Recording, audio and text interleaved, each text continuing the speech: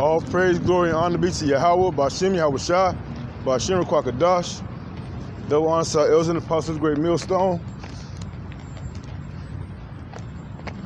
My head is uncovered. In case you saw, I do have a little scarf on because I don't like to sweat when I'm working. All right, work in a hot ass kitchen, no AC type deal, but it is what it is. This lesson I want to do, go into something a little different than what we always go into, because just like there's hopeful elect, faithful brothers, Akim, doing the work. You have hopeful elect Akwa, which means sisters. If I didn't say it, double honor to elders and apostles of the great millstone. We have sisters Akim Akwa, Salaki Akwa, out here that's doing their best to play their roles in the society of Israel. Okay? And it's more than just covering your head. All right, it's more than covering your head. And we all dealing with things as far as putting off the old man, the old woman. Society did a good job on us, especially through false Christianity, or this world's form of Christianity,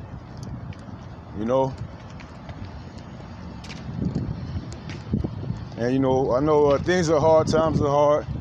You might be dealing with a man that's not in the faith, but you stay with him. Lord willing, through your upright conversation, he'll be converted into the truth. Start calling on the names of Yahweh Bashim Yahushua, and doing, whatever measurement of faith the Lord has given him. All right? Through your upright conversation.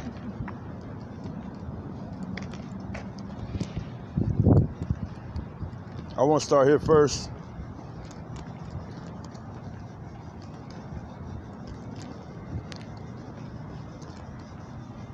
I want to say let's go to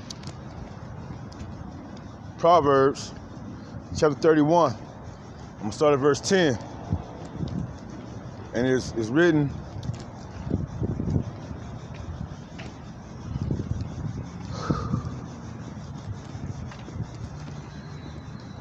that's a bad area. As it's written, who can find a virtuous woman? For her price is far above rubies. All right? Virtuous women. Being a pillar of rest to your husband. Right? Being silent in the churches. In the congregation. If you have a question, go ask your husband at home. Right? Don't be out here talking to all these other guys. Yeah, you might have a couple of people on the Akim that you listen to.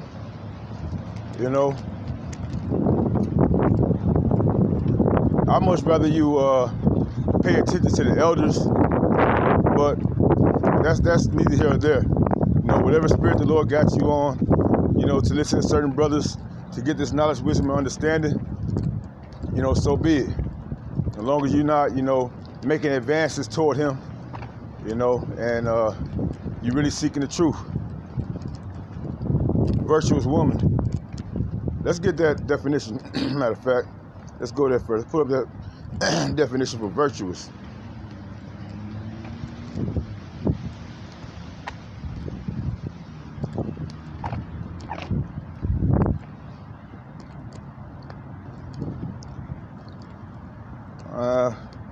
I guess I could use that. Yeah. People also ask, what does it mean when someone is virtuous? Morally excellent. Morally excellent. Right? Dressing like you got sense. Not showing off your breasts, your cleavage. Not showing off your legs. Right? Dressing modestly.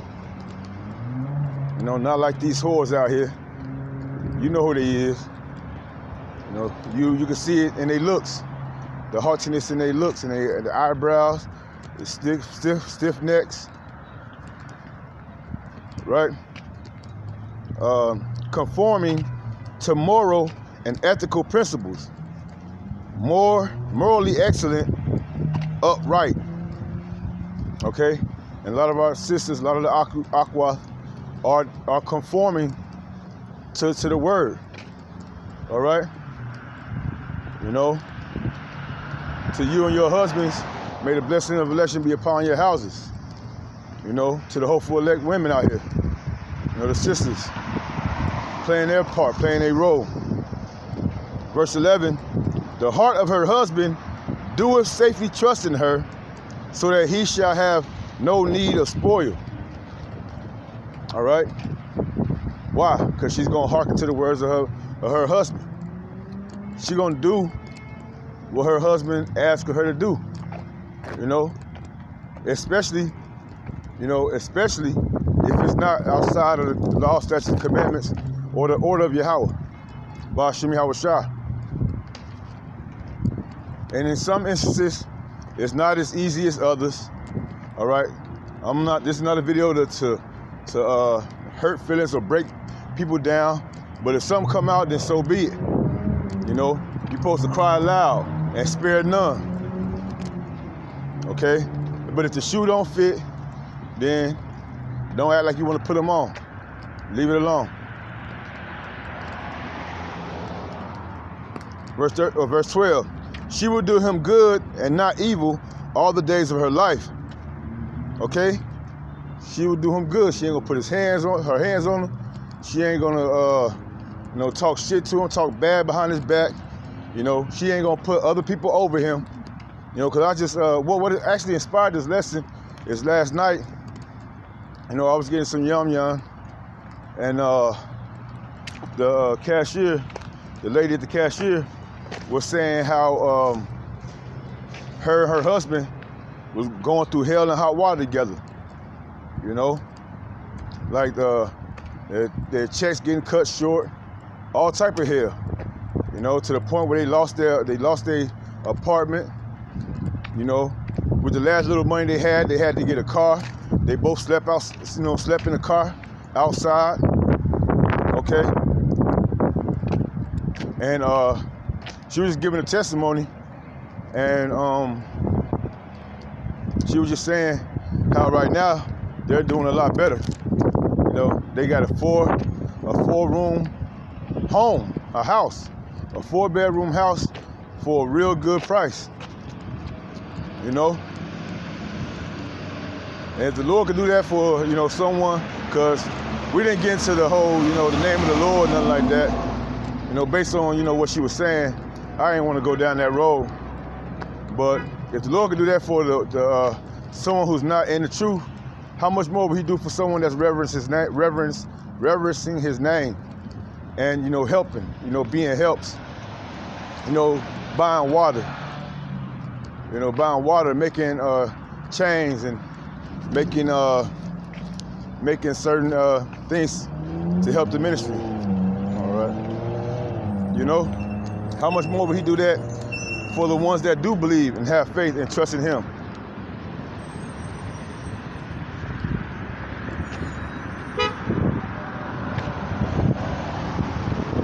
Verse 12 again, she would do him good and not evil all the days of her life. She didn't give up on her husband.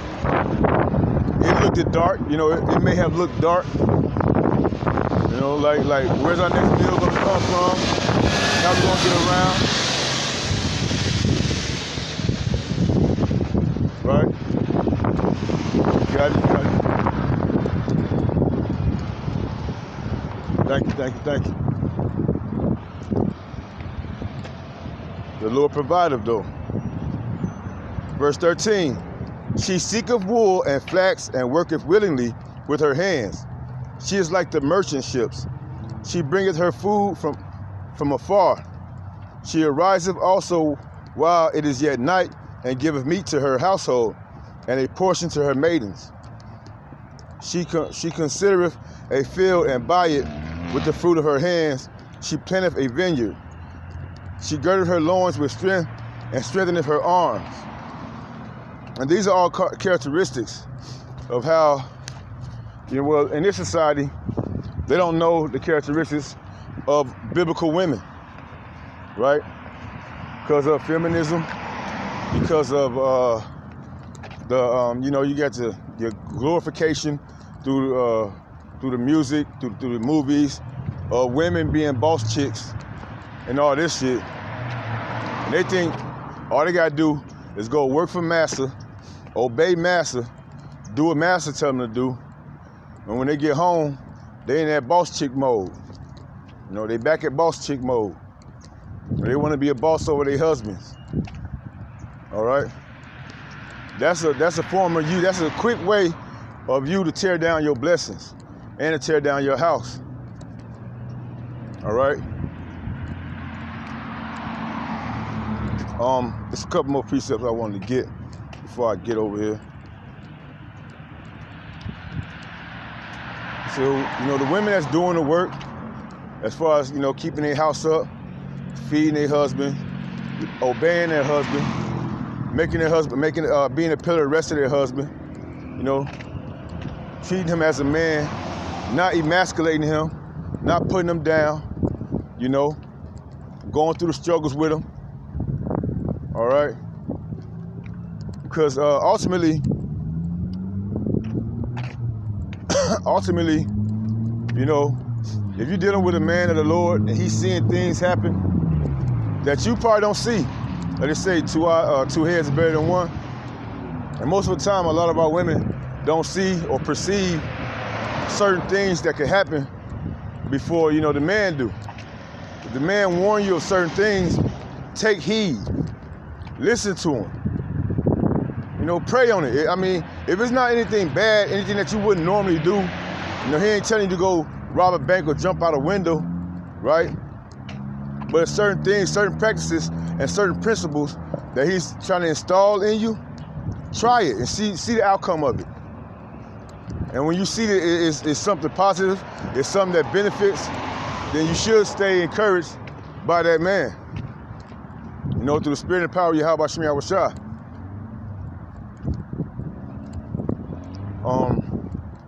That's not the one. That's not the one.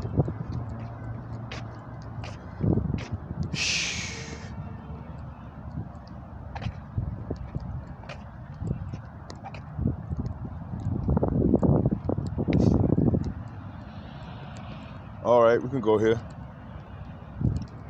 1 Timothy. I think the other one is in Timothy too. 1 Timothy. Chapter 5, verse 14. Cut and dry. I will therefore that the younger women marry, bear children, guide the house. This is the point. Give none occasion to the adversary to speak reproachfully. You know, you come home, or you ain't even gotta come home. You out and about, and you know, neighbors, you know, little ninjas or whatever, they got something to say about your wife, and it's not respectful. You know, you had to, you know, makes you want to go inside somebody's grill, and she not playing her part. You know. And I got a video coming later, you know, to uplift the brothers that's going through it, the Akim that's going through it or been through it, to stay encouraged as well. All right? But we getting closer and closer to the times of temptation, the hour of temptation, where you're going to have strong confidence in the Lord and in those around you, because people are going to turn. They're going to flip-flop. They're going to turn on you. You know, if we're not walking in the same spirit, how it go, it say, you know, if two don't agree, they can't walk in the same path, to something to that effect. All right? And Lord willing, you know, the Lord just remove them out of your life. This is the last one. Because 130 so-called Negroes, Latinos, Native American Indians, West Indians, and Haitians, and a speckled bird speaking to the women, you're going to be saved. You're going to be saved from the hour of temptation. You're not gonna take it. You're gonna go through, you're being built up right now. You're being built up in the spirit to say, nah, I'm not gonna take that device. I know what it leads to. I know it's not gonna be beneficial for me. You know, and then first and foremost, I know it's a direct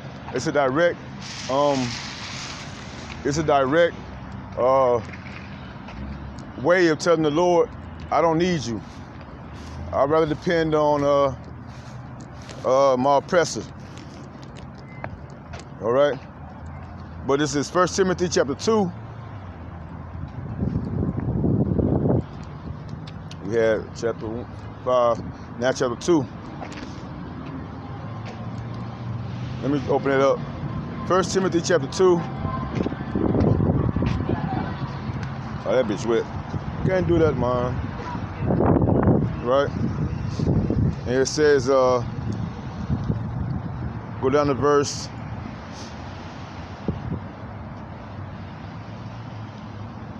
Go down to verse 11. Let the woman learn in silence with all subjection. But I suffer not a woman to teach, nor to usurp authority over the man, but to be in silence. For Adam was first formed, then Eve. All right? There's order. And Adam was not deceived, but the woman being deceived was in the transgression. All right, verse 15. Notwithstanding, she shall be saved in childbearing if they continue in faith and charity and holiness with sobriety. You know, being sober-minded. Not being drunk with the philosophies like feminism, you know, boss bitch, black culture, you know, not being polluted by, you know, those things. Or even for that fact, drinking too much excess and alcohol to the point where you're not making good decisions, you know. If you are, you know, repent. Lord willing, you be part of that 1/3 of the elect women that's going to be saved through childbearing. Okay, with that, I'm going to close out. Giving all praise, glory, and honor to Yahweh, Bashim Yahweh Shah, Bashim Kwakadash, and double honor to our elders and apostles of the great millstone. I hope this lesson is edifying to the elect, to the hopeful elect. May the blessing of election be upon your houses. You know, double honors again to our elders and apostles of the great millstone. And see you on the next one, Lord willing.